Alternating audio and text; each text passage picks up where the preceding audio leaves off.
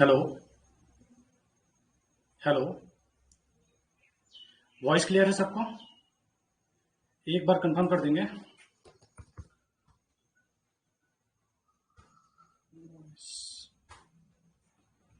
ठीक, आगे बढ़ते हैं फिर। तो यहाँ तक का बात जो भी हम मुझे बताना था कोर्स के रिगार्डिंग, मेरे ख्याल से सारा क्लियर है। अभी आगे बढ़ते हैं, क्लास को आगे बढ़ाते हैं। अभी जो डिप्लोमा वाले हैं जिनको डर था, मैं वही बोलूंगा, आप 15 दिन बिता लीजिए, आपने सब कुछ समझ में आ जाएगा। कई सारे लोग ऐसे हैं जो इसीलिए कोर्स नहीं ज्वाइन कर पा रहे हैं कि पता नहीं सर गेट हमारे लेवल का है कि नहीं है। उन्होंने सरदारी का प्रिपरेशन किया, सरदारी के आसान आसान से क्वेश्चंस देखे। गेट के क्वेश्चंस उनके लिए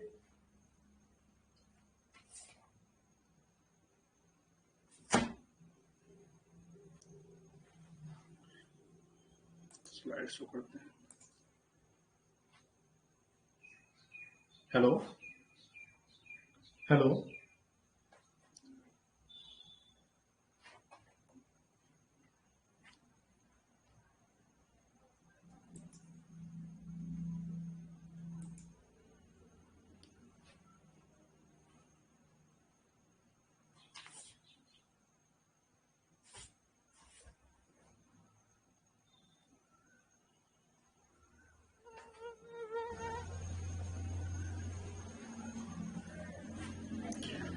आगे बढ़े। यार क्या दिक्कत हो रहा है यार? ये सब दिक्कत तो होना नहीं, मेरे क्लास में सब होता है क्या? सबको आवाज आ रहा है। मेरा मेरा मैं स्टूडेंट आईडी से लॉगिन थे, मेरे में क्या दिक्कत हो रहा है? योर ऑडिबल, सब सही है, दिख रहा है, स्क्रीन दिख रहा है सबको, ये ब्लैंक दिखा रहा है यार मेरे में। कोई दिक्कत नहीं, चलिए ठीक है। ठीक। ठीक है। तो मैं ये बता रहा था आपको कि लास्ट ईयर हमने जो इम्पोर्टेंट टॉपिक है बस उतने को ही टच किया था। कई सारे टॉपिक जो इम्पोर्टेंट नहीं है, मेरा थोड़ा सा बेसिक इंट्रोडक्शन है, आप चाहे तो पढ़ सकते हैं। लास्ट ईयर क्या था कि इंपॉर्टेंट टॉपिक को ही कवर किया था, कई सारे टॉपिक जो इंपॉर्टेंट नहीं है उसको हमने छोड़ दिया था। ये टॉपिक ऐसे हैं, आज मेरा पेन टैब भी काम नहीं कर रहा है यार, तो मैं स्क्रीन पे लिख नहीं पाऊंगा, तो थोड़ा सा एडजस्ट कीजिए आप। पेन टैब का भी आज पता नहीं, आज चेक किया मैं, इशू है। और ये दोनों का जरूरत नहीं पड़ेगा, कुछ दिनों बाद में हम लोग डिजिटल बोर्ड में पढ़ाऊंगा, तो डिजिटल बोर्ड में किसी भी चीज का जरूरत नहीं पड़ेगा। ठीक है, ना तो पेन टैब का जरूरत पड़ेगा, और ना ये साला वॉइस वगैरह वाला जो दिक्कत आ रहा है वो सब भी कोई दिक्कत नहीं होना है। सिलेबस की बात कर रहा था। सिलेबस में जो आपके गेट के सिलेबस में है, levels and levelling, theodolite, tacheometry, triangulation, contouring, errors and adjustment, correlation, underground surveying, curves, photogrammetry, EDM, total station, GPS, basics of GIS and remote sensing, ये आपके सिलेबस में है। ठीक है। हम जो पढ़ाने वाले हैं माइनिंग ज्ञान में, जो लास्ट ईयर हमने पढ़ाया, इस बार जो पढ़ाने वाले हैं वो आप ध्यान दीजिएगा। इंट्रोडक्शन ऑफ सर्विंग जो आज के क्लास में होने वाला है, मेरे ख्याल से आज का क्लास सही सलामत चला, बाकी के 30 मिनट तो ये इंट्रोडक्शन ऑफ सर्विंग आज खत्म हो जाएगा। ठीक है। बस पेन टाइम नहीं है, थोड़ा लिखने में दिक्कत है, बट कोई नहीं, चोरी चोरी है तो मेरे ख्याल से लिखने का जरूरत नहीं पड़ेगा। ठीक है। तो एक तो हो गया इंट्रोडक्शन ऑफ सर्विंग, एक पढ़ाएंगे पहला चैप्टर। सिलेबस से थोड़ा लगेगा कि अरे सर सिलेबस में कुछ और लिखा, आप पढ़ा कुछ और है, तो कोई बात नहीं, सिलेबस में जो कुछ भी है, एग्जाम में कुछ भी आया है, यकीन मानिए, दो सब्जेक्ट में जो पढ़ाने वाला हूँ, सर्वेइंग और एक दूसरा सब्जेक्ट वेंटिलेशन, इन दोनों टॉपिक से आपके क्वेश्चन एक भी नहीं छूटने वाले। स्क्रीन ब्लैंक दिख रहा है क्या यार? अभी भी दिख रहा है? ठीक है। तो ये सर्वेइंग और माइन वेंटिलेशन, इन दोनों टॉपिक से कोई भी क्वेश्चंस आपके नहीं छूटने वाले हैं, बहुत इजीली बनेंगे। तो टॉपिक आपको लग सकता है कि सिलेबस से कुछ अलग लग रहा है, लेकिन ये जो टॉपिक पढ़ाऊंगा उन टॉपिक्स में मैं गेट प्रीवियस ईयर के क्वेश्चंस भी कराऊंगा। तो किन टॉपिक से कितने क्वेश्चन बने, किन टॉपिक का कितना वेटेज है, ये भी आपको क्लास के साथ साथ में समझ में आ जाएगा। जिन टॉपिक से ज्यादा क्वेश्चन बने उन टॉपिक में ज्यादा क्वेश्चन कराया जाएगा, जिन टॉपिक से कम क्वेश्चन बने हैं उन टॉपिक्स में कम क्वेश्चन कराया जाएगा, न्यूमेरिकल्स के बाद, बाकी थ्योरी तो सबका कराया जाएगा। ठीक है। तो इंट्रोडक्शन ऑफ सर्विंग ये हमारे क्लास में पहले होने वाला है। Then chain surveying, compass surveying, traverse surveying, levelling, trigonometrical levelling, tacheometrical levelling, curve surveying, contours, photogrammetry, ये 10 टॉपिक है जो लास्ट ईयर हुए थे। इसके अलावा जो राइट साइड में दिख रहा है उसको मैंने लास्ट ईयर में नहीं पढ़ाया था, इस बार ये भी पढ़ाने वाला हूं। एरर्स एंड एडजस्टमेंट हमने लास्ट ईयर छुड़वा दिया था। ये टॉपिक जो है, एक तो कोरिलेशन से क्वेश्चंस आते रहते हैं, इसके अलावा जितने भी टॉपिक्स है उससे कभी कभार क्वेश्चन आते हैं। एरिया एंड वॉल्यूम को किसी और फैकल्टी ने पढ़ाते हैं तो मैं पढ़ाऊँ। ठीक है। तो एरर्स एंड एडजस्टमेंट ये इस बार और पढ़ाने वाले हैं। फिर correlation, EDM, total station, GPS, basics of GIS, remote sensing, astronomical survey, area and volume, ये आपको लास्ट ईयर के लेक्चर्स में नहीं दिखे होंगे। इसके अलावा जो लेफ्ट साइड में दिख रहे हैं वो सारे टॉपिक हमने कवर कर रखे हैं। कुछ टॉपिक को अच्छे से नहीं किया था, जैसे टेक्योमेट्रिकल सर्विंग, ट्रिग्नोमेट्रिकल लेवलिंग, ये टॉपिक हमने शॉर्ट में निपटा दिया था। जितना क्वेश्चन आता है या जैसा क्वेश्चन बनता है उसी लेवल का पढ़ाया, आगे बढ़ गए। इस बार थोड़ा डिटेल में होने वाला है, ठीक है। तो ये तो टॉपिक्स हुए जो आपको मैं पढ़ाने वाला हूं, सीक्वेंस आपका यही होने वाला है। जो लेफ्ट साइड में दिख रहा है वो बहुत इंपॉर्टेंट टॉपिक्स है जो आपको करने की जरूरत है। ये लेफ्ट साइड में जो 10 टॉपिक्स आपको दिख रहे हैं, 90% क्वेश्चन इन टॉपिक को पढ़ने के बाद आपसे बनने लगेंगे। इन 10 के अलावा एरिया एंड वॉल्यूम को ऐड कर दूं, उसके बाद में आपके 90% क्वेश्चन इन टॉपिक से बन जाएंगे। इसके अलावा बाकी सारे टॉपिक्स छोटे छोटे से टॉपिक्स है, एक एक दिन में खत्म होने वाले, एक दिन में भी हो सकता है 3 टॉपिक खत्म होगा, 2 टॉपिक खत्म होगा। ये हमारा सीक्वेंस होने वाला है सर्वे के क्लास के लिए, ठीक है। अभी स्टार्ट करते हैं इंट्रोडक्शन ऑफ सर्वे। अभी वॉइस क्लियर है तो एक बार वाई करके लिख देंगे कोई, मैं आगे बढ़ता हूं, ठीक है। वॉइस क्लियर है सबको? सूरज, आकाश क्लियर है? चलिए ठीक। तो सर्विंग, जो सर्विंग हम पढ़ने वाले हैं वो सर्विंग होता क्या है, इस सर्विंग को करने के उद्देश्य क्या है, जी हम एक ब्रीफली देख लेते हैं।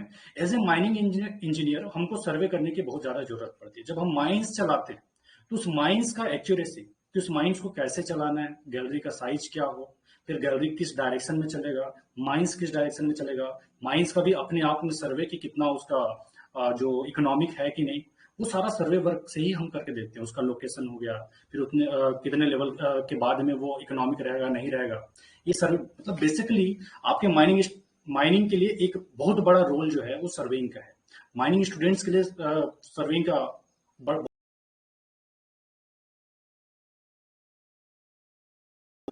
कंपेरेटिवली बात करें तो कहीं कहीं पे माइनिंग वालों के लिए सर्वे बहुत ज्यादा इंपॉर्टेंट है एज कम्पेयर टू सिविल वाले। सिविल वालों के लिए भी है, अभी बताऊंगा, उसके अलग अलग टॉपिक्स भी बताऊंगा। गेट के लिए इंपॉर्टेंट नहीं है, लेकिन आपको जस्ट इंटरेस्ट आए करके सारे सर्विंग के अलग अलग टाइप्स क्या क्या चीज है, किस सर्विंग में क्या चीज हम करते हैं, वो सारा मैं बताने वाला, ठीक है।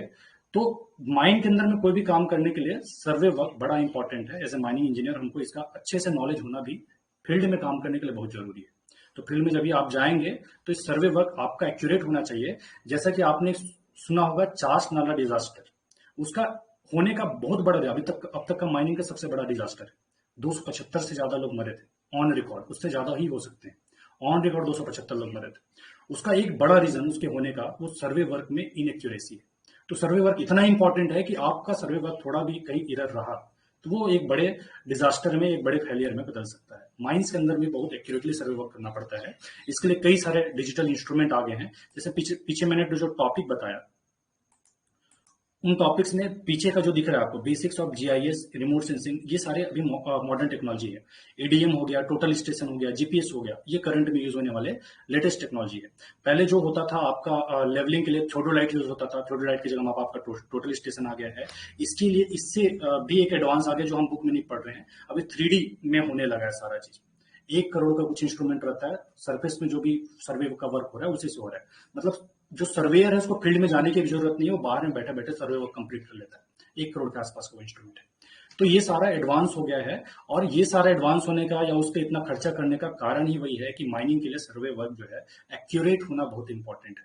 और एक्यूरेट होना जहां इंपॉर्टेंट है, इसका जितना मैंने आपको जो यूजफुल जितना है बता दिया, इंपॉर्टेंट कितना है बता दिया, तो आपके लिए इसका नॉलेज भी एज ए माइनिंग इंजीनियर होना बहुत जरूरी है। जब आप फील्ड में जाएंगे सर्वे का पूरा A to Z नॉलेज आपको होना चाहिए। तो ये जो सर्वे का मैं क्लास लेने वाला हूं वो सिर्फ गेट के एग्जाम के लिए इंपॉर्टेंट नहीं है, आपको फील्ड में एज ए माइनिंग इंजीनियर उतरने के लिए भी बड़ा इंपॉर्टेंट होने वाला है। A to Z आपने कॉलेज में पढ़ा था, नहीं पढ़ा था, कितना पढ़ा था, क्या पढ़ा था, कोई मायने नहीं रखता। ईमानदारी से सर्वे का जो 30-35 क्लास होने वाला है वो कर लीजिए, सर्वे में कहीं भी आप नहीं अटकने वाले, ठीक है। थोड़ा सा जूम कीजिए, प्रॉपर नहीं दिख रहा है। और कितना जूम करिए यार, फुल स्क्रीन में ही, फुल स्क्रीन में है भाई साहब।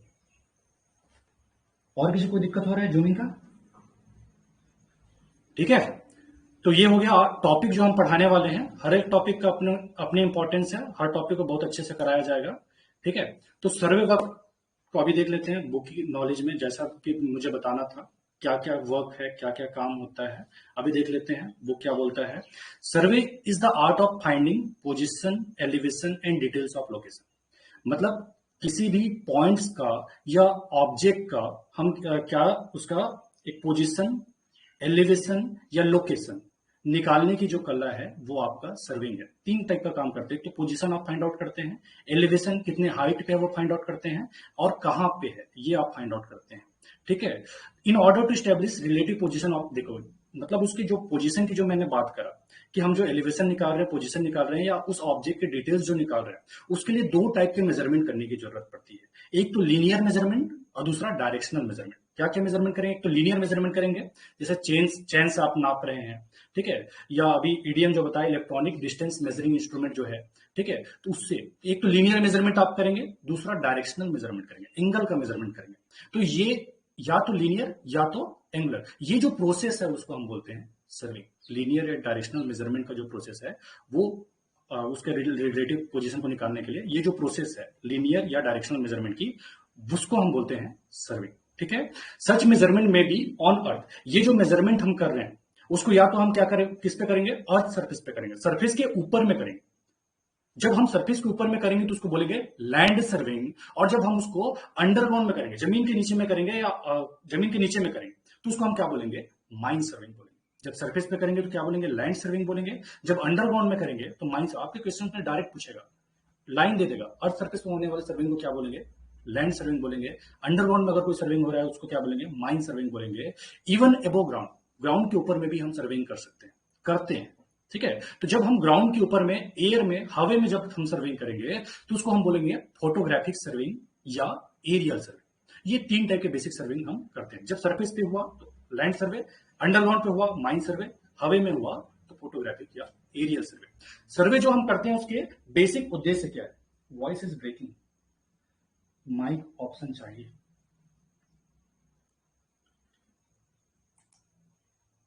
Sorry for disturbance guys, 1 minute time लूंगा ना, देख लेते हैं क्या दिक्कत हो रहा है।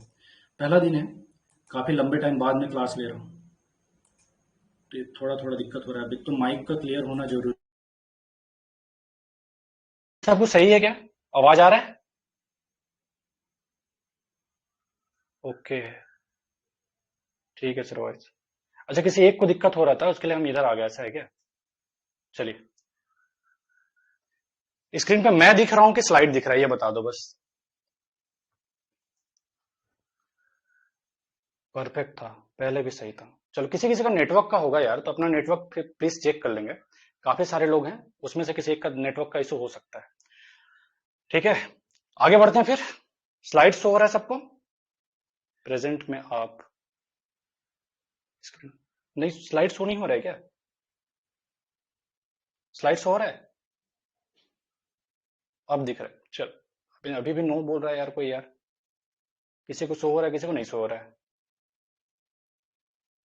मैं दिख रहा हूँ क्या?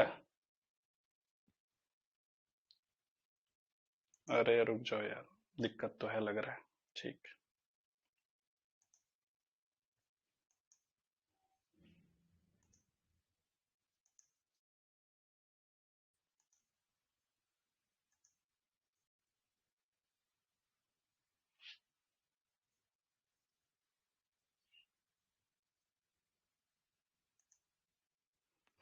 अभी बताइए।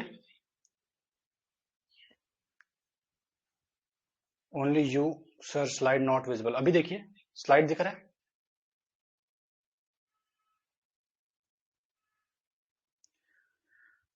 स्लाइड दिख रहा है? नहीं दिख रहा है? Stop then once again share screen. वापस से स्टॉप करें यार।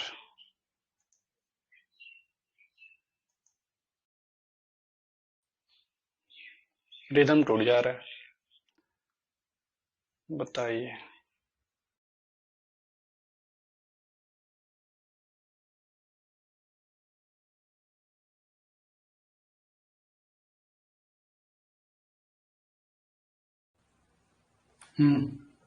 सो हो रहा है स्लाइड, चलिए ठीक।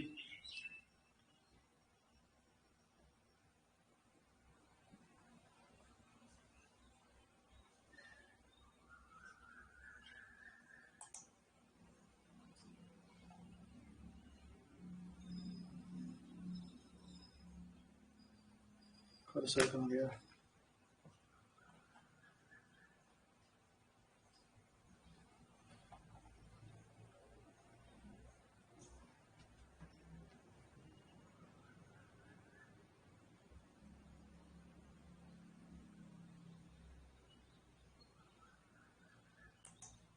ठीक है, तो क्या बता रहा था मैं?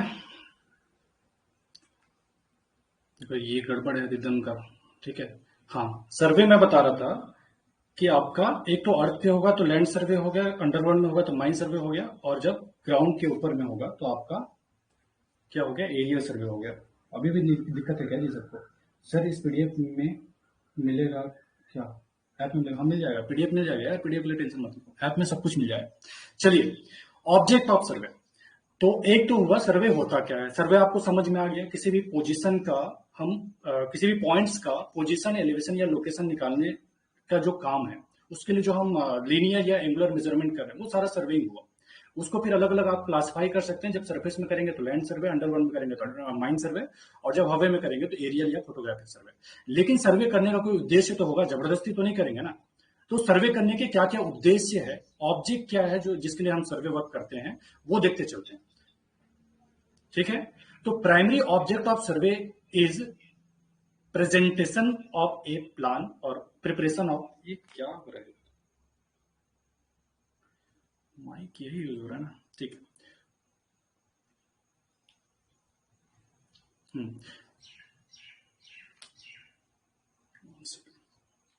हाँ, the primary object of survey is the preparation of A plan और मैप।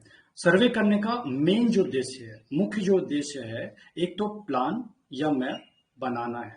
ठीक है, प्लान बनाना या मैप बनाना है। ये प्लान या मैप होता क्या है? प्लान और map is the horizontal projection of area on horizontal plane.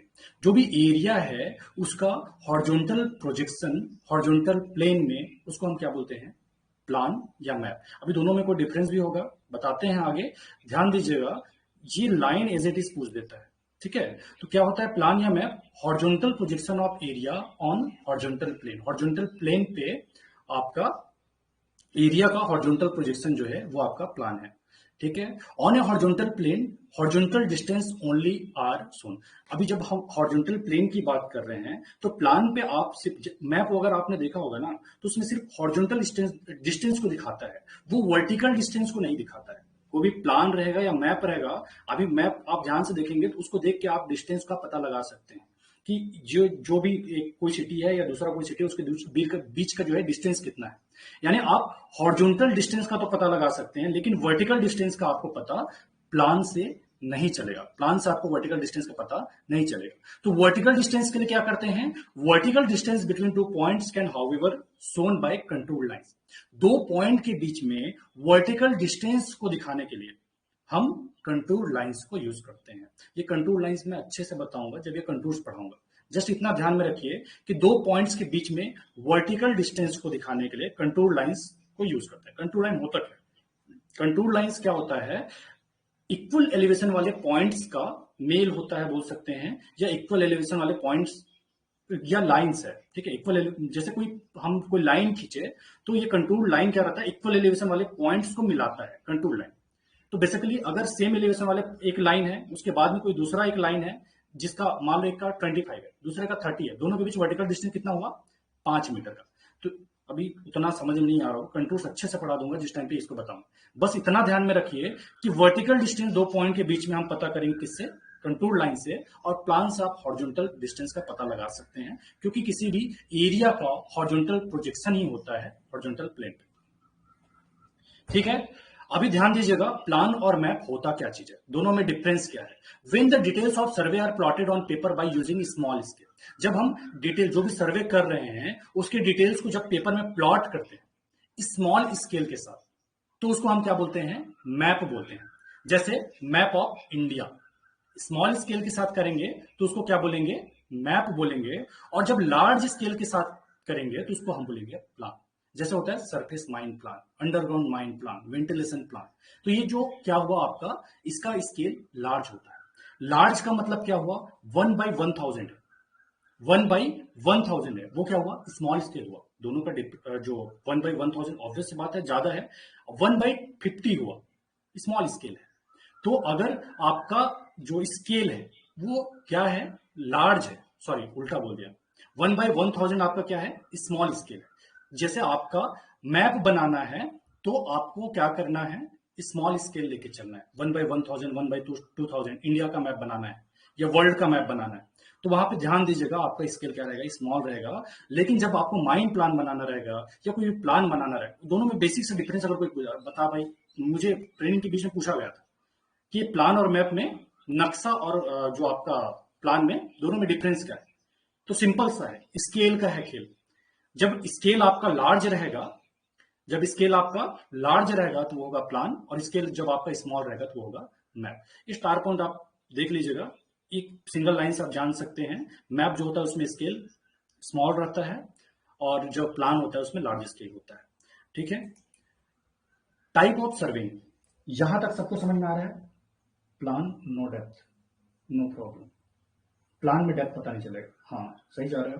Under on plan में कंटूर डाल सकते हैं क्या सर? नहीं डाला रहता है भार्गव, लेकिन डाल सकते हैं। प्लान जो रहता है उसमें कंटूर्स वगैरह नहीं रहता। मैं बस जस्ट बताना चाह रहा था कि दो पॉइंट के बीच में वर्टिकल डिस्टेंस अगर दिखाना है तो उसमें कंटूर यूज होता है, और जब हॉरिजॉन्टल डिस्टेंस को दिखाना है तो वो प्लान से हम पता कर सकते हैं या मैप से पता कर सकते हैं। बस इतना ही का था। आपके क्वेश्चन में ऐसे ऐसे बन सकते हैं क्वेश्चन। ठीक है, अभी ध्यान दीजिएगा। सर्वे यहां तक क्लियर है क्या सबको? इसका पीडीएफ मिल जाएगा यार, पीडीएफ का है टेंशन ले रहे हो भाई, क्लास पे ध्यान दो। ठीक है। टाइप ऑफ सर्वेइंग, तो टाइप ऑफ सर्वेइंग में सर्वेइंग को हम दो मेजर पार्ट में डिवाइड कर सकते हैं। यहाँ पे पेन टाइप की जरूरत थी, कोई बात। ठीक है। टाइप ऑफ सर्वेइंग एक तो हो गया प्लेन, इसको मैं एक बार जब बोर्ड में पढ़ाऊंगा दोबारा रिवाइज करवा दूंगा। जो अभी डिटेल में जा रहा है या इतना लंबा लंबा बोल रहा हूँ, वो विद इन 5 मिनट 10 मिनट सारा चीज वापस से रिवाइज हो जाएगा। ठीक है। तो प्लेन सर्वेइंग क्या हुआ?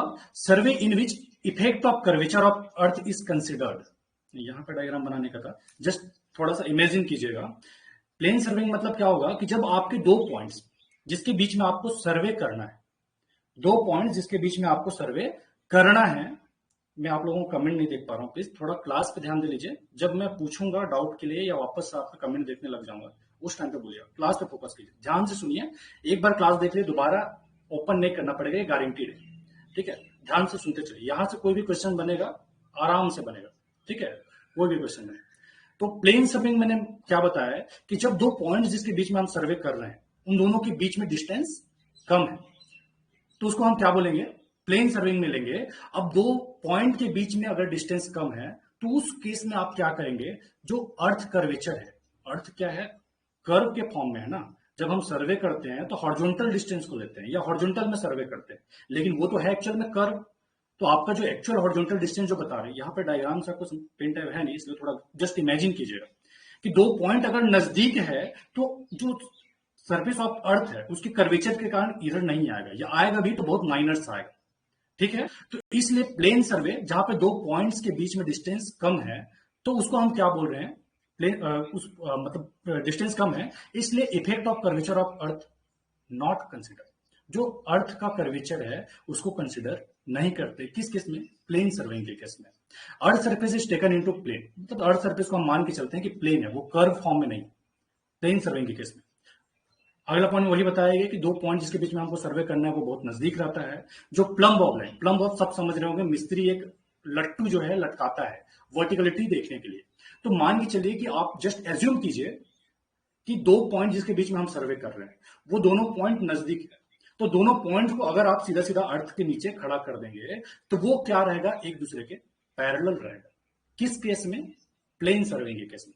ये तीनों पॉइंट इंपॉर्टेंट है, एग्जाम में आपके डायरेक्ट पूछा जा सकता है कि effect of curvature of earth is not considered in which surveying, दे देगा ऑप्शन। ठीक है। फिर प्लेन सर्विंग में क्या होता है, तो ये जस्ट जानने का है। फिर उसके बाद में दो पॉइंट अगर क्लोज है तो कौन सा सर्विंग होगा? प्लेन सर्विंग होगा। प्लम ऑफ लाइन अगर पैरेलल चले जाता है, इंटरसेक्ट नहीं करते, कौन सा सर्विंग होगा? प्लेन सर्विंग होगा। अब आते हैं जियोडेटिक सर्विंग में। जियोडेटिक सर्विंग में जैसा कि ऊपर में बताया कि दो पॉइंट एक दूसरे के नजदीक होता है, जो सर्वे हम करने वाले हैं वो दो पॉइंट। जियोडेटिक सर्वे के इसमें दोनों पॉइंट दूर होता है एक दूसरे से। दोनों पॉइंट क्या होता है? एक दूसरे से दूर होता है जिसका सर्वे करना है। तो ऐसे केस में जब दूर है तो ऑब्वियस सी बात है कि इफेक्ट ऑफ जो आपका अर्थ कर्वेचर है वो इफेक्ट में आएगा, उसी कारण कोई एरर आएगा। आपने हॉरिजॉन्टल डिस्टेंस कुछ और बताया, लेकिन जो अर्थ का कर्वेचर है उसके कारण आपका हॉरिजॉन्टल डिस्टेंस एक्चुअल डिस्टेंस से अलग रहेगा। तो यहां पे जियोडेटिक सर्वे, जब आप एक बड़े एरिया का सर्वे करते हैं तो उस केस में आप उसको बोलते हैं जियोडेटिक सर्वे। तो ये दो मेजर पार्ट में हम किसी भी सर्वे को डिवाइड कर सकते हैं। जियोडेटिक सर्वे हमारे काम का नहीं है, हम जो पढ़ेंगे वो प्लेन सर्वे का ही पढ़ेंगे। ठीक है, जस्ट लेकिन आपको जानना चाहिए इंट्रोडक्शन से क्वेश्चंस बन सकते हैं। ठीक है, ये जो प्लम्ब ऑफ लाइन आपको बताया, जब दूर रहेगा तो वो सेंटर ऑफ अर्थ पे जाके इंटरसेक्ट कर जाएगा।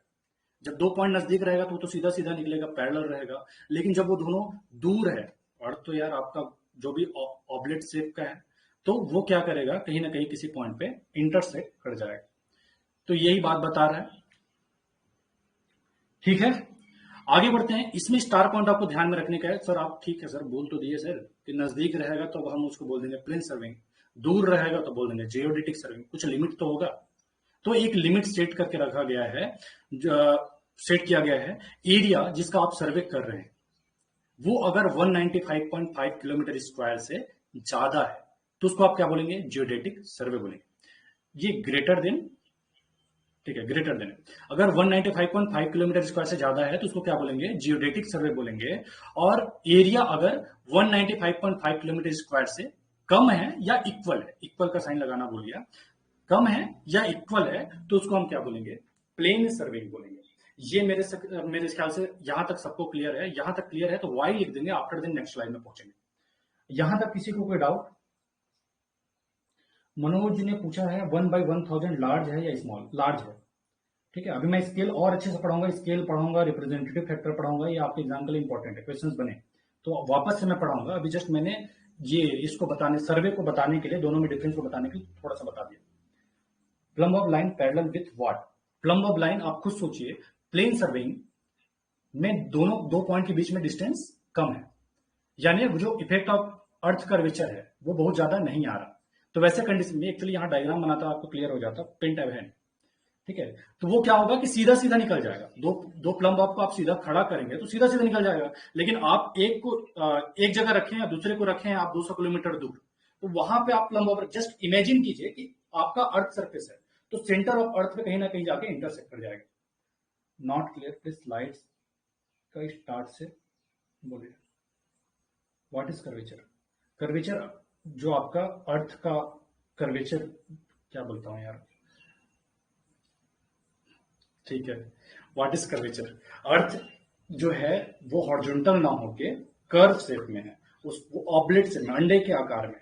तो एक कोई कर्व बन रहा होगा, आप किसी एक पॉइंट पे है, या कोई एक जो है मान लो इंडिया में है, कोई एक मान लो किसी दूसरे कंट्री में है, चाइना में है, तो वो दोनों हॉरिजॉन्टल डिस्टेंस में नहीं है, एक कर्व में है कि किसी गोलाकार के किसी एक पॉइंट पे है। समझ रहे हो? थोड़ा इमेजिन करो, अर्थ में कोई कर्व शेप होगा, वो कर्व के कारण जो इरर आ रहा है वो कर्वेचर इरर हुआ, या जो भी कंसिडर कर रहे हैं। मैं और बताऊंगा, अभी कर्वेचर हो गया, रिफ्रैक्शन हो गया, ये दोनों इरर्स को एक बार और बताऊंगा जब मैं लेवलिंग बताऊंगा। अभी के लिए बस इतना ध्यान में रखिए कि प्लेन सर्वेइंग, और अभी एक्चुअली पेन टाइप रखा नहीं तो और बता ही दिया रहता, चीजें क्लियर हो जाती, इस काम थोड़ा सा दिक्कत हो रहा है। 195 किलोमीटर स्क्वायर में 2 पॉइंट्स के डिस्टेंस कर्व में आ जाएगा। हाँ वही मैं बता रहा हूँ, 2 पॉइंट्स का डिस्टेंस जो है वो कर्व में आ जाएगा। एग्जैक्टली चिन्मय समझ चुका है बात को, बाकी लोग भी समझिए। 2 पॉइंट अगर इतना दूर में है तो दोनों कर्व में आ जाएंगे, हॉरिजॉन्टल में नहीं रहेंगे। हॉरिजॉन्टल में तो वैसे नजदीक में भी है तब भी रहेंगे, लेकिन इतना माइनर रहेगा कि उसको आप हॉरिजॉन्टल कंसिडर कर सकते हैं। कि कोई 200 मीटर में 1 किलोमीटर में है तो उसको माइनर, बहुत ज्यादा फर्क नहीं पड़ेगा कर्वेचर के कारण। लेकिन दूर है तो कर्वेचर के कारण इरर तो आएगा। समझ में आ रहा है यहां तक? मैं दोबारा बता दूंगा, एक्चुअली लिख ना पाने के चक्कर में दिक्कत हो रहा है। लिखते बन जाएगा क्या? 1 मिनट रुक जाओ यार।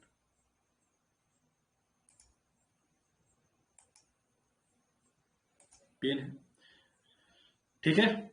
देखो ये आपका अर्थ हुआ, ध्यान दीजिएगा, उतना अच्छा तो हैंड राइटिंग बनेगा नहीं इसमें। देखो एक ये पॉइंट रहा जहां पे हम सर्वे कर रहे हैं, दिख रहा है क्या सबको? दिख रहा होगा। दूसरा पॉइंट ये रहा जहां पे हम सर्वे कर रहे हैं। तो देखो ये पॉइंट्स के बीच का डिस्टेंस बेसिकली एक एरिया अगर बने ट्राइंगल शेप टाइप का बनेगा तो उसको मत ध्यान दीजिए, जो प्लम्ब ऑफ लाइन बताया इंटरसेक्ट करेगा उसको ध्यान दीजिए। ये आपका पूरा अर्थ रहा, टेढ़ा मेढ़ा सा, आपके गुरुजी का हैंड राइटिंग सही नहीं है, ठीक है। तो अगर हम इस पॉइंट्स को आगे बढ़ाएं और ये जो दूसरा पॉइंट जिसका सर्वे कर रहे हैं उसको भी आगे बढ़ाएं, तो कहीं सेंटर ऑफ द अर्थ पे क्या करेगा, इंटरसेक्ट करेगा। यही पॉइंट्स मैंने बताया कि जब 2 पॉइंट्स एक दूसरे से काफी डिस्टेंस पे है, काफी डिस्टेंस मतलब 195 किलोमीटर, 195.5 किलोमीटर स्क्वायर से ज्यादा है, ऐसे कंडीशन में ये कहीं ना कहीं जाके सेंटर ऑफ द अर्थ पे इंटरसेक्ट करेगा। लेकिन यही पॉइंट्स अगर नजदीक है, एक पॉइंट यहां पे है, दूसरा पॉइंट यहां पे है, ठीक है, जहां पे हम सर्वे वर्क कर रहे हैं, तो इसको आप कितना भी आगे बढ़ाइए ये इंटरसेक्ट नहीं करेगा। तो यही बताया गया कि प्लेन सर्वे के केस में दो पॉइंट जो है वो पैरेलल निकल जाता है। यही प्लम बॉब है, जो मिस्त्री एक लट्टू पकड़ के सीधा ही देखता है ना, वर्टिकलिटी, वही चीज है। तो वही प्लम बॉब बोल रहा है कि दो पॉइंट जो है पैरेलल निकल जाता है। अब इफेक्ट ऑफ कर्वेचर भी अब आपको डायग्राम से समझ में आ रहा होगा कि जब हम दो पॉइंट्स को जिसका सर्वे कर रहे हैं एक दूसरे के नजदीक, कैसा नहीं बन रहा यार, एक मिनट,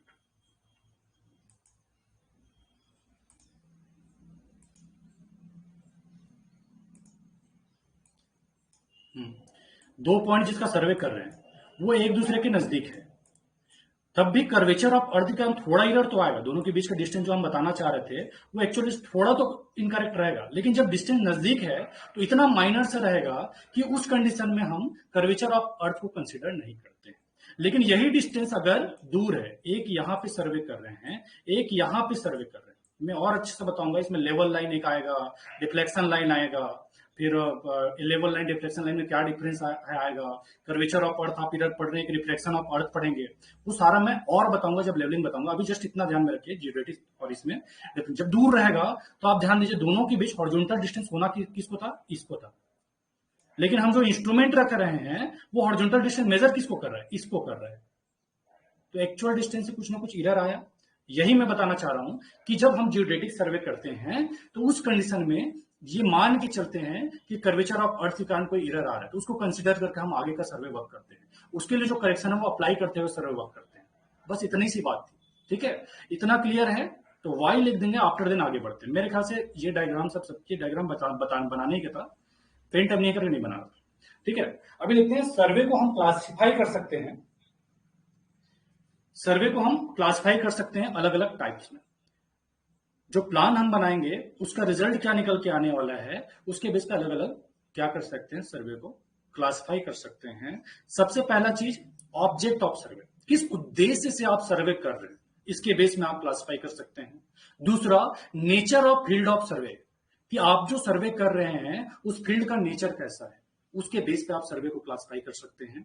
उसके बाद में मेथड इंप्लॉयड इन सर्वे, सर्वे करने के लिए आप कौन सा मेथड यूज कर रहे हैं उसके बेस पे आप सर्वे को क्लासिफाई कर सकते हैं। और classification according to instrument use, आप सर्वे को यूज करने के लिए कौन कौन सा इंस्ट्रूमेंट यूज कर रहे हैं उसके बेस पे भी सर्वे को क्लासिफाई कर सकते हैं। अभी ब्रीफ में थोड़ा सा आगे बढ़ा देता हूं, बाकी नेक्स्ट क्लास में बताया जाएगा, ठीक है। तो देखो जैसे मैंने बताया अकॉर्डिंग टू ऑब्जेक्ट, जियोलॉजिकल सर्वे मतलब किस उद्देश्य से कर रहे हैं, तो जियोलॉजिकल पर्पज से कर रहे हैं, और बताऊंगा डिटेल में नेक्स्ट क्लास में। जस्ट इसको एक बार देखते चलिए स्लाइड को, ठीक है। माइन सर्वे, मिलिट्री सर्वे, ये सारा उद्देश्य हुआ किस काम से आप कर रहे हैं, मिलिट्री पर्पज से कर रहे हैं, माइनिंग काम से कर रहे हैं। आर्कोलॉजिकल सर्वे जो पुरातत्व विभाग वाले जो करते हैं, किसी भी चीज का पास्ट जानने के लिए कितना पुराना है क्या है, या उसका हिस्ट्री जानने के लिए, तो ये आर्कोलॉजिकल सर्वे। फिर इंजीनियर सर्वे, किसी भी कंस्ट्रक्शन वर्क को करना है तो कंस्ट्रक्शन वर्क से पहले जो भी हम काम करते हैं या सर्वे वर्क करते हैं, ठीक है, रेलवे बनाना है, डैम बनाना है या वाटर सप्लाई बनाना है, तो उसके लिए जो सर्वे करते हैं वो क्या हो गया, इंजीनियरिंग सर्वे। फिर इसको बताऊंगा अच्छे से, अभी फिलहाल जस्ट ध्यान में रख लीजिए, क्लास खत्म होने वाला है। फिर फील्ड ऑफ सर्वे, जो आप सर्वे कर रहे हैं वो फील्ड कैसा है उसके नेचर के बेस में भी आप क्लासिफाई कर सकते हैं। जैसे आप लैंड सर्वे, अगर सरफेस ऑफ अर्थ पे कर रहे हैं तो उसको आप क्या बोलेंगे, लैंड सर्वे। सरफेस पे कर रहे हैं, पहले ही बता चुका हूं, तो लैंड सर्वे। ये लैंड सर्वे भी अलग अलग टाइप का हो सकता है, टोपोग्राफिक सर्वे, कैडेस्ट्रियल सर्वे, सिटी सर्वे। टोपोग्राफिक सर्वे मतलब आप सरफेस में जो भी सरफेस के जो भी फीचर्स है वो नेचुरल फीचर्स भी हो सकते हैं, आर्टिफिशियल फीचर्स भी हो सकते हैं। नेचुरल फीचर जैसे हिल, वैली और आपका रिवर्स, लेक, ये सारे नेचुरल फीचर्स हो सकते हैं। या आर्टिफिशियल फीचर जो ह्यूमन ने बनाया है, रेलवे हो गया, कैनल हो गया, बिल्डिंग हो गया, वो सारे का जो सर्वे वर्क होता है, उसको जो आपको दिखाने का जो वर्क होता है वो क्या होता है, आपका टोपोग्राफिकल सर्वे होता है। कैडेस्ट्रियल सर्वे जो भी बाउंड्रीज आपको बनाना है, जैसे आप किसी स्टेट का बाउंड्री बना रहे हैं, आप किसी क्या बोलते हैं म्युनिसिपैलिटी का कोई बाउंड्री बना रहे हैं, मतलब बेसिकली ये क्या दिखाता है, आपका सर्वे मेड टू मार्क प्रॉपर्टीज, किसी भी प्रॉपर्टीज को मार्क करने के लिए जो सर्वे होता है वो आपका हो गया कैडेस्ट्रियल सर्वे। ध्यान दीजिएगा। फिर सिटी सर्वे, सिटी सर्वे क्या होता है? Street construction of water supply, sewers work, मतलब किसी भी सिटी में जो वर्क हो रहा है, वाटर सप्लाई के लिए जो सर्वे कर रहे हैं, सीवर वर्क के लिए जो आप सर्वे कर रहे हैं, सड़क बनाने के लिए जो सर्वे कर रहे हैं, वो सारा सिटी सर्वे के अंदर आ गया। हाइड्रोग्राफिक सर्वे या मरीन सर्वे, नाम से समझ में आ रहा है कि अगर किसी आप वाटर बॉडीज पे सर्वे कर रहे हैं तो उस कंडीशन में आप उसको क्या बोलेंगे? हाइड्रोग्राफिक सर्वे बोलेंगे। जिसे आप किसी नेविगेशन सिस्टम के लिए कर रहे हैं, या वाटर सप्लाई के लिए कर रहे हैं, या बंदरगाह बनाने के लिए, हार्बर वर्क के लिए कर रहे हैं, या मीन सी लेवल निकालने के लिए कर रहे हैं, वो सारे हाइड्रोग्राफिक सर्वे के अंतर्गत आएंगे। ठीक है। फिर एस्ट्रोनॉमिकल सर्वे, जब आप क्या करते हैं? हेवनली बॉडी का सर्वे करते हैं, जिसमें हेवनली बॉडी शामिल है। किसी सन का आप सर्वे कर रहे हैं, स्टार का, किसी स्टार का सर्वे कर रहे हैं, मून का सर्वे कर रहे हैं, वो सारे आपके एस्ट्रोनॉमिकल सर्वे के अंतर्गत आएंगे। तो ये नेचर ऑफ फील्ड ऑफ सर्वे के बेस पे आप बोल सकते हैं कि कहां पे आप सर्वे वर्क कर रहे हैं, उसके बेस में आप क्लासिफाई कर सकते हैं। इसके अलावा मेथड, कौन सा मेथड आप सर्वे वर्क में यूज कर रहे हैं, उसके बेस में भी आप क्लासिफाई कर सकते हैं। जैसे ट्रायंगुलेशन सर्वे, ट्रैवर्स सर्वे। एक तो आप ट्रायंगुलेशन मेथड से जो भी आप सर्वे कर रहे हैं, दूसरा ट्रैवर्सिंग करके जो सर्वे कर रहे हैं। ट्रायंगुलेशन जब करेंगे तो सिर्फ लीनियर मेजरमेंट करेंगे, जब ट्रैवर्सिंग करेंगे तो वहां पे आप लीनियर और एंगुलर दोनों मेजरमेंट करेंगे। तो इसके बेस में भी आप सर्वे को क्लासिफाई कर सकते हैं। आगे जो है आपका इंस्ट्रूमेंट, आगे स्लाइड नहीं, अच्छा, इंस्ट्रूमेंट, कौन कौन सा इंस्ट्रूमेंट आप यूज करेंगे? जैसे चैन यूज कर रहे हैं, कंपास यूज कर रहे हैं, प्लेन टेबल यूज कर रहे हैं, थ्योडोलाइट यूज कर रहे हैं, टेक्योमेट्रिक यूज कर रहे हैं। टेक्योमेट्री, एक्चुअली टेक्योमीटर जो है कोई इंस्ट्रूमेंट नहीं होता, ये मेथड है। तो इसके बेस में भी आप अलग अलग सर्वे को क्लासिफाई कर सकते हैं। चैन सर्वे में सिर्फ लीनियर मेजरमेंट करेंगे, कंपास में एंगुलर मेजरमेंट करेंगे, प्लेन टेबल में आप क्या करेंगे? मेजरमेंट भी करेंगे, ड्रॉ भी करेंगे, साथ ही साथ मेजरमेंट के साथ साथ उसको पेपर में ड्रॉ करते चलेंगे। थ्योडोलाइट सर्वे में आप क्या करेंगे? एंगुलर मेजरमेंट करेंगे, एंगुलर दोनों मेजर करेंगे, हॉरिजॉन्टल भी वर्टिकल भी। टेक्योमेट्री में ऑप्टिकल डिस्टेंस मेजरमेंट होता है। ऑप्टिकल मतलब आप समझ पा रहे होंगे, बाइक में एक तो कांटा रहता है जिससे हम जो डिस्टेंस दिखाता है, दूसरा ऑप्टिकल मीटर होता है जहां पे सीधा नंबर लिखाता है। तो ये टेक्योमेट्रिक सर्वे में ऑप्टिकल डिस्टेंस मेजर तो करते हैं, ऑप्टिकल वे से हम डिस्टेंस को मेजर कर सकते हैं। ये सारा चीज था इंट्रोडक्शन में जो बताने का था। ठीक है, यहां तक सब चीज क्लियर है। ये लास्ट का जो जल्दी जल्दी निकाला उसको दोबारा से बता दिया जाएगा, कोई दिक्कत नहीं है। यहां तक सब चीज क्लियर है, मजा आ रहा है, कुछ समझ में आ रहा है, बोरिंग हो सकता है, थ्योरी वाला पोर्शन है। मजा लड़कों को न्यूमेरिकल में ही आता है, लास्ट ईयर का पर्सनल एक्सपीरियंस है। ठीक है, थ्योरी थोड़ा बोरिंग होता है, कोई नहीं, थ्योरी समझने से ही आगे की चीजें क्लियर होती है। ठीक है, यहां तक क्लियर है सबको? कुछ समझ में आया कि सब ऊपर ऊपर से क्या कर रहे हैं सर, कोई काम का चीज नहीं पढ़ा रहे हैं, ऐसा तो नहीं? ठीक है, तो यहां पे क्लास को हम एंड करते हैं। इसके अलावा आपको और कुछ भी कोचिंग से रिगार्डिंग और भी किसी टाइप का बात करना होगा तो आप बता सकते हैं। ठीक है,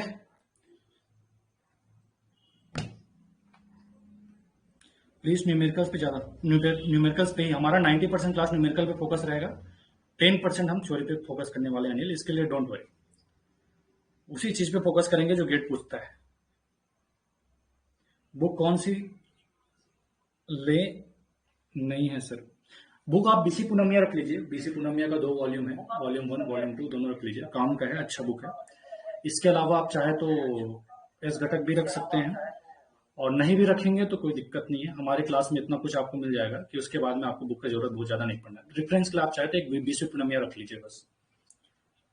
ठीक है सर, अब रेगुलर कौन से 2 क्लास चलेंगे? रेगुलर आपका मेथड ऑफ वर्किंग चलेगा और दूसरा मैथमेटिक्स चलेगा। Mathematics through out the length चलेगा। एक एक गोरी रखिए, सबके पास होना चाहिए, बट सिर्फ एक एक गोरे के बेस पे आपका काम नहीं चलेगा। ठीक है, क्योंकि लेवल जो है एक एक गोरे के सिर के ऊपर से जा चुका है, गेट का लेवल थोड़ा हाई हो चुका है। पहले होता था कि हम सिर्फ एक एक गोरे पढ़ के अच्छा मार्क्स स्कोर कर लेते थे, अभी सिर्फ एक एक गोरे से काम नहीं चलेगा। सर टाइमिंग फिक्स रहेगा क्या? बिल्कुल टाइम फिक्स रहेगा, आपको बता देंगे क्या है। अभी थोड़ा सा स्टार्टिंग में इधर उधर होता है, आप लोगों के हिसाब से, कुछ फैकल्टी के हिसाब से इधर उधर हो रहा है। एक टाइम फिक्स करने के बाद उसी टाइम पे क्लास चलेगा। बेसिक सिंपल बुक है। बसक क्या है यार? सर ये वाटर मार्क हटा, मैं बात करता हूँ सुरजीत, इसके लिए बात करता हूँ, वाटर मार्क हट जाए। ठीक है, और कोई चीज? सर माइक ऑप्शन चाहिए। अच्छा, आप लोगों को माइक ऑप्शन चाहिए। माइक ऑप्शन में दिक्कत ये है, कितने बोलना सबसे ऊपर चल रही है। माइक ऑप्शन के साथ दिक्कत ये है मनीष, कि जब हम माइक का ऑप्शन देते हैं, अब एक तो ऐप में है नहीं पहली बात, और एक्सेस करवा भी देते हैं जिनने भी माइक का ऑप्शन दिया, लास्ट ईयर हम टीचमेंट पे ले रहे थे, तो वहां पे माइक का ऑप्शन दिया तो एक इको का दिक्कत आता है, आपस में कन्वर्सेशन का दिक्कत आता है। अभी आप क्लास में देखिए 90 के आसपास स्टूडेंट था, अभी तो 70 हो गए, 90 100 के आसपास स्टूडेंट जा रहे हैं, वो और भी बढ़ेंगे, तो इतने सारे लोगों में डिस्टर्बेंस बहुत ज्यादा होना है। तो बेटर है आप थोड़ा सा ये लिखने वाला ही प्रैक्टिस में लाइए, माइक का बहुत ज्यादा दिक्कत होना है। सर रॉक मैकेनिक्स स्टार्टिंग में ही करवाइए इस बार। रॉक मैकेनिक्स हाँ करवा देंगे आपका, after 20 to 25 days rock mechanics को करवा देंगे। रॉक मैकेनिक्स आपको स्टार्टिंग से करने में बोरिंग लगने लगना है, तो जो टॉपिक इजी है, इंपॉर्टेंट है, उनको थोड़ा पहले करवा देंगे। रॉक मैकेनिक्स एक्चुअली हमारी भी प्लानिंग में है, थोड़ा पहले करवाएंगे करके, तो वो मान के चलिए 15-20 दिन क्लास के बाद में हो सकता है रॉक मैकेनिक्स से अगला वो रहेगा। डाउट टाइप करते करते आप आगे निकल जाते हैं। अच्छा, डाउट टाइप करते करते आप आगे निकल जाते हैं, ये थोड़ा इशू है यार मनीष अभी, लेकिन माइक का अपना दिक्कत है, मैं बता रहा हूँ ना, कोई एक बोलेगा बाकी से कोई डिस्टर्बेंस होगा, और ऐसे 2-4 लोग क्लास में नहीं है, बहुत सारे लोग क्लास में हैं। आपका कोचिंग अलग लेवल पे जा चुका है, अभी कितने लोग का 270 लोग उसमें हैं ऑनलाइन क्लास में, और इसमें करीब 120 के आसपास एडमिशन है, काफी सारे लोग हैं। बहुत डिस्टर्बेंस होना है, इको भी क्रिएट होता है माइक ऑन रखने से। ड्रिलिंग एंड ब्लास्टिंग सब एक साथ नहीं कर सकते दानिश, सब होगा यार, थोड़ा पेशेंस रखिए, थोड़ा आप ट्रैक में आ जाइए। पुराने क्लासेस को भी देख सकते हैं, आपको अगर क्लासेस कम लग रहा है ना, तो आपके पास तो रिकॉर्डेड पुराने पूरे क्लासेस अपलोडेड है, और बहुत अच्छा क्लास हुआ था लास्ट ईयर का, पूरा इंपॉर्टेंट टॉपिक बस कवर हुआ। पुराने क्लासेस आप देख लेंगे ना, 200 के आसपास लेक्चर, गेट प्रीवियस ईयर के 90% क्वेश्चन बन जाएंगे आपसे। तो उस क्लास को देखिए, जब तक आपको लगता है कि 2 घंटे में मजा नहीं आ रहा है सर, और थोड़ा और चाहिए, पुराने क्लासेस को देखिए। सर मेरा क्वेश्चन देख लीजिए, क्या बोला था भाई दीपक? सर मेरा भी क्वेश्चन देख लीजिए, कब बोले हो यार, दोबारा लिख देना भाई।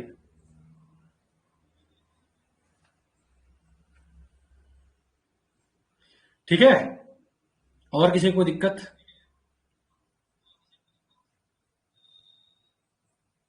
वॉइस में थोड़ा लैग कर रहा है सर, डेटा कंजप्शन बहुत है सर, 1 आवर में 500 में।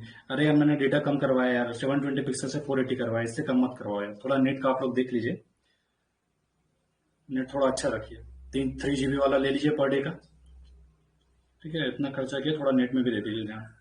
मेरा भी क्वेश्चन देखिए भाई, क्वेश्चन लिख दे यार दोबारा, यार पीछे छूट गया भाई।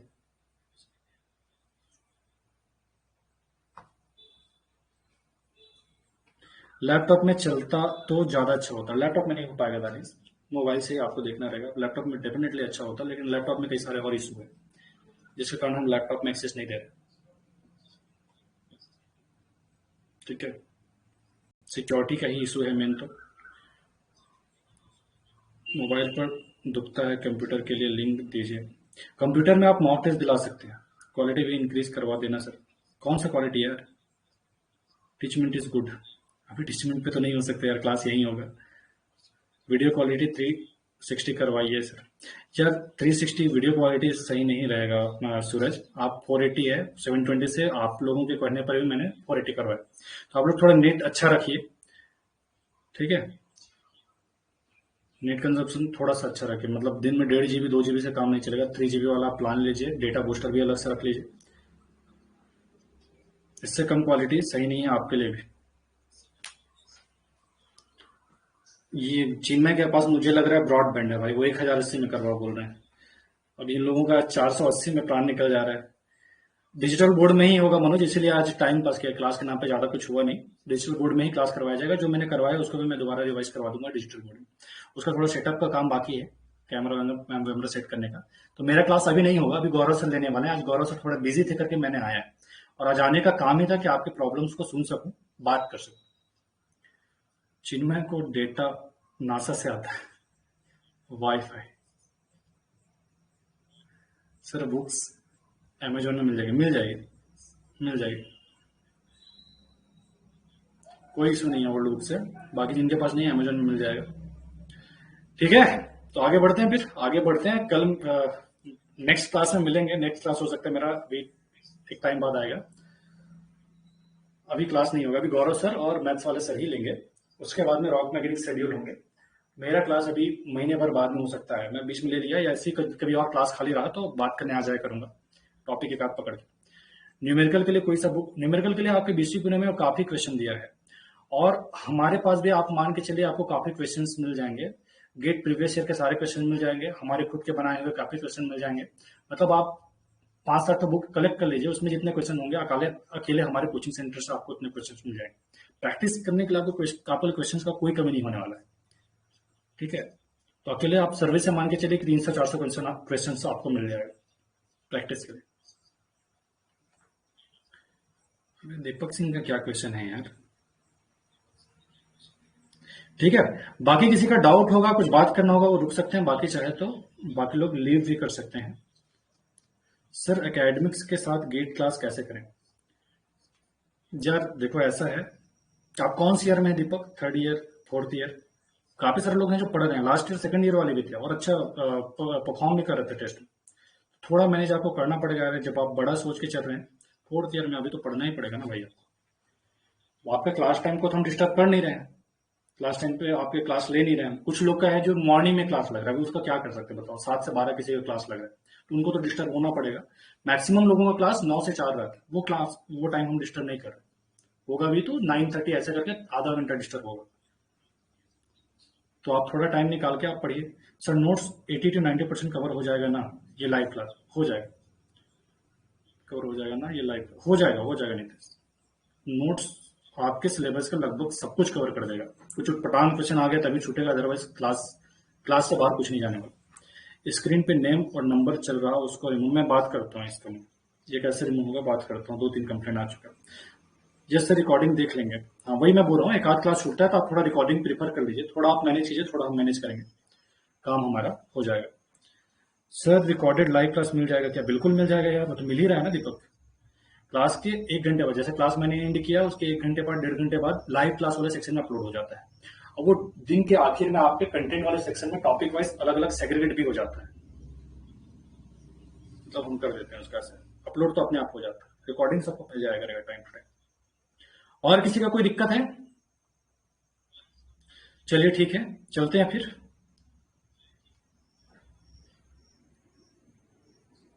बहुत आसान टॉपिक है सर्वे, आपको कहीं भी कोई दिक्कत नहीं होना है, सारे क्वेश्चंस बनेंगे, मजा भी आएगा, और कोई फर्क नहीं पड़ता आपने कॉलेज में कितना पढ़ा क्या पढ़ा, यहाँ आप ईमानदारी से पढ़िए, आराम से सारे क्वेश्चन सर्वे के बनने वाले हैं, ठीक है। Thank you so much to all of you for your attention, okay.